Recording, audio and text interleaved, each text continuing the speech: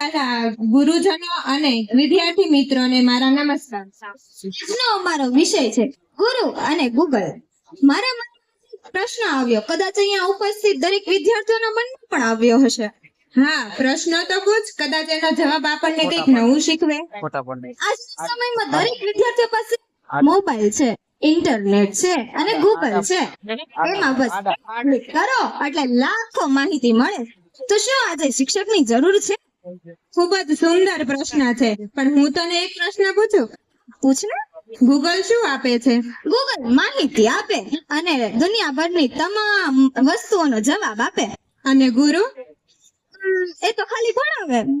માત્ર ભણાવે નહીં, પરંતુ જીવન જીવવાનું શીખવે, મૂલ્ય અને સંસ્કાર પણ શીખવે, અને સાચું શું ખોટું શું તે પણ સમજાવે છે.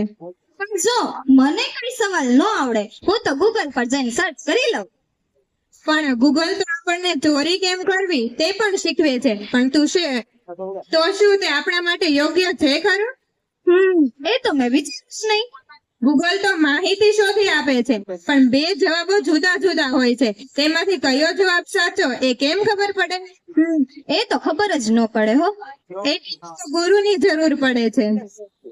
ગૂગલ ક્યારેય ગુસ્સો નથી કરતો અને હોમવર્ક પણ નથી આપતું, રાઈટ ને? એટલે જ તો બધા વિદ્યાર્થીઓને ગૂગલ ગમે. ગૂગલ પાસે માહિતી છે, પણ જ્ઞાન તો સાચું શિક્ષક પાસે જ છે. લાગણી પણ નથી અને ધીરજ પણ નથી. ખાસ કરીને તો ગુરુના આશીર્વાદ જે છે તે ગૂગલ ના આપી શકે. પણ જ્યારે ટીચર અમારા ઉપર ગુસ્સો કરે તે બહુ જ ખરાબ લાગે. તે આપણને અત્યારે નહીં સમજાય, પરંતુ ભવિષ્યમાં જ્યારે આપણે એક સારી પોસ્ટ પર હશું ને, ત્યારે સમજાશે કે ગુરુનો ઠપકો એ આશીર્વાદ સ્વરૂપ હતો. પણ જ્યારે મોબાઈલની બેટરી પૂરી થઈ જાય તો શું કરવું? સિમ્પલ, ચાર્જિંગ કરવું જોઈએ. અને જો મનની હિંમત જ પૂરી થઈ જાય તો? ગુરુનું માર્ગદર્શન જોઈએ.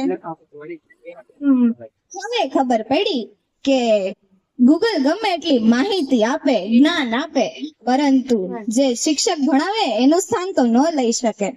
હા, એટલે જ ગુરુ પૂર્ણિમાની ઉજવણી કરવામાં આવે છે.